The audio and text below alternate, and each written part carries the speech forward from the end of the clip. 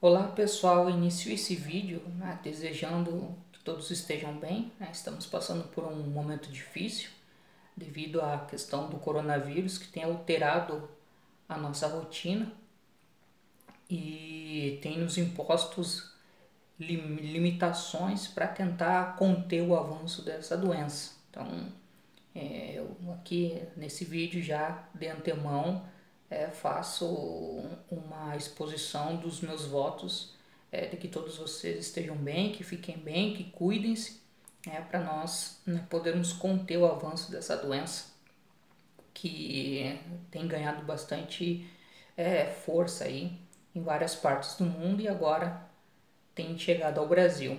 Bom, eu estou gravando esse vídeo, mais um dentro daquela série de vídeos sobre a história do ateísmo, tá?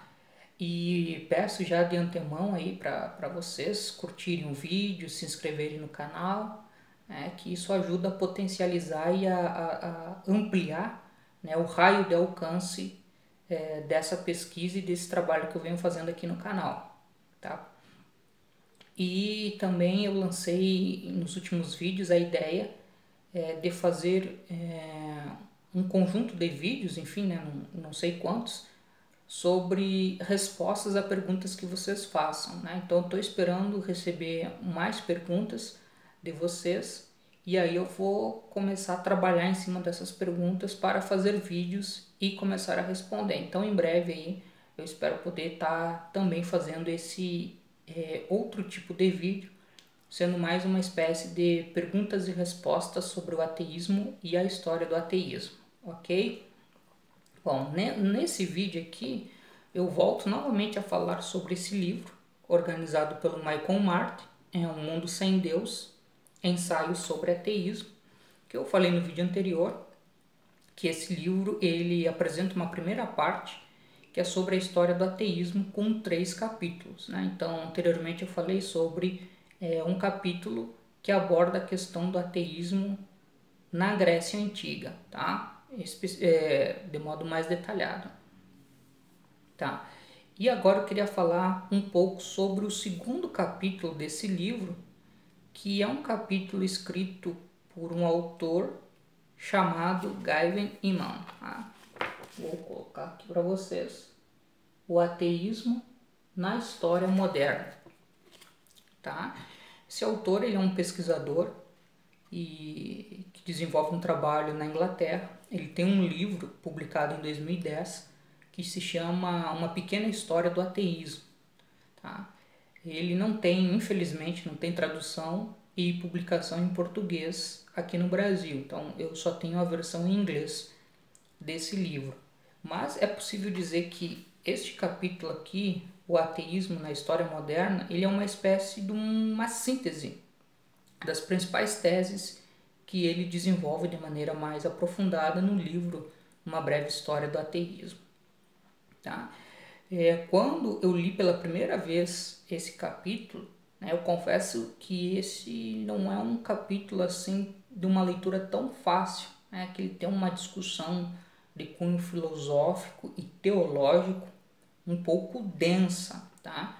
Mas é uma dificuldade que vale a pena encarar, porque o conteúdo desse capítulo é algo muito interessante para nós entendermos um pouco sobre a questão do ateísmo moderno e do ateísmo no mundo contemporâneo, tá? Ele traz uma tese forte desse livro que me impactou bastante, no qual ele diz que a definição do ateísmo está relacionado à definição do teísmo, ou está relacionado à forma, melhor dizendo, como nós compreendemos Deus.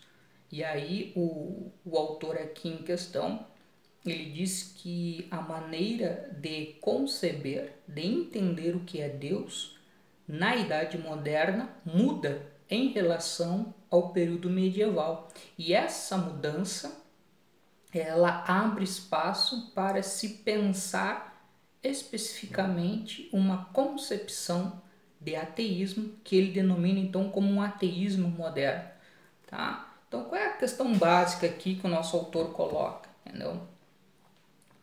A tradição medieval, enfim, ela, no nível teológico, né, das discussões e das criações intelectuais, elas problematizaram as relações entre fé e razão, ou a possibilidade da razão ser utilizada para comprovar a existência de Deus. Né? A escolástica medieval, com Tomás de Aquino sendo um dos seus principais representantes, ela procurou utilizar vias de racionalidade, né, formas de argumento racionais para tentar comprovar a existência de Deus. Essa relação entre a razão e a fé como vias de acesso e de conhecimento sobre Deus é uma das grandes questões de discussão no período medieval, né? Principalmente no final do período medieval, a chamada Baixa Idade Média. Tá? E o Tomás de Aquino, então no século XIII, né, ele traz essas questões. Tá? Mas, ao mesmo tempo, dentro daquele contexto, já surge uma corrente alternativa, representado por Duns Scott, por exemplo, né, que propõe que a razão ela não pode ser utilizada para compreender Deus. Então, existiria uma diferença aqui fundamental entre fé e razão. Né? A fé é o único meio de acesso ao conhecimento sobre o que é o sagrado, sobre o que é Deus. E a razão, ela só pode ser utilizada para conhecer as coisas do mundo terreno. Isso faz com que durante a Idade Moderna essa distinção, que é a questão da fé utilizado como meio de acesso ao sagrado e a razão como meio de acesso ao conhecimento das coisas terrenas, ela se aprofunde cada vez mais. Tá? E aí a concepção sobre Deus ela acaba mudando na Idade Moderna. Então, o que nós teríamos no período medieval? Uma concepção teísta de Deus, ou seja, Deus, além de ser aquele que cria o mundo, né, ele interfere nas ações que ocorrem no mundo. Por exemplo, se acontece uma enchente, né, hipoteticamente falando, no período medieval, isso seria interpretado como um castigo divino por causa dos pecados dos seres humanos. Tá? Na Idade Moderna, gradativamente se constrói uma outra concepção de Deus, que vai, digamos assim, se consolidar no século XVIII, que é uma concepção deísta de Deus, ou seja, Deus é aquele que cria o mundo, mas ele não interfere mais no mundo, né? São os seres humanos os responsáveis pelas ações e pelas consequências dessas ações no mundo. Tá? Na filosofia, nós temos então um conjunto de pensadores que tentam, diante desse progressivo afastamento de Deus da Terra, né, no sentido de cada vez mais entre a intelectualidade não se pensar Deus como alguém que interfere no mundo e nos acontecimentos humanos, se constrói então uma concepção racionalista de Deus. Essa é a ideia de Descartes, que é a tentativa de comprovar racionalmente a existência de Deus, ou no século XVII, e ainda no século XVII, na segunda metade do século XVII, já adentrando o século XVIII, nós temos o filósofo inglês John Locke, que vai tentar pensar uma forma empírica de provar a existência de Deus, né? Que é dentro da sua epistemologia empirista.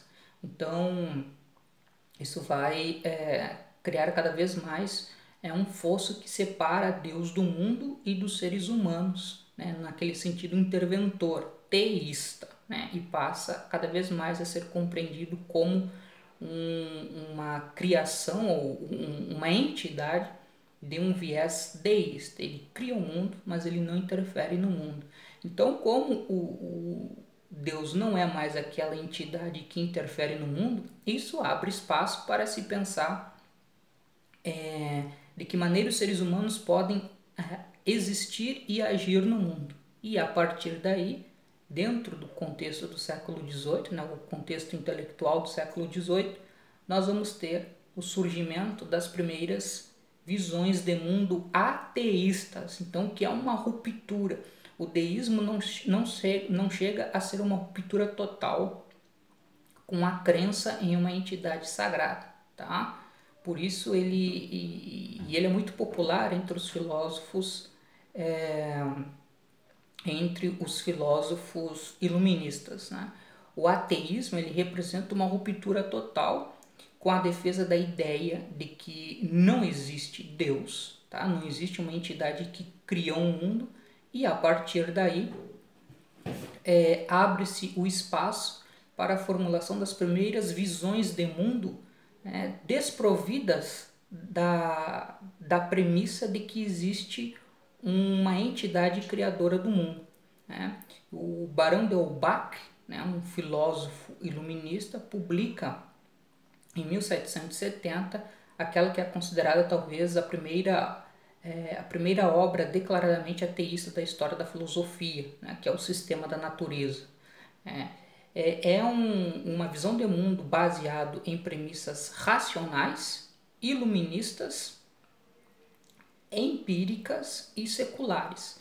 Tá? Esses elementos, né, vão ser, digamos assim, o fermento que vai contribuir para a criação das primeiras visões de mundo ateístas, e a partir daí nós teremos algo inédito na história, né? Isso o nosso autor aqui coloca, que são os indivíduos pela primeira vez declarando-se ateístas, que também representam um movimento aí em termos de autoidentificação extremamente importante, que era uma coisa que não existia no mundo antigo e que do período medieval tinha sido também uma coisa extremamente difícil e complicada de se defender. Tá? Então fica como uma leitura esse segundo capítulo do livro Um Mundo Sem Deus, Ensaios sobre Ateísmo. Como eu falei, não é uma leitura tão tranquila assim, ela tem uma certa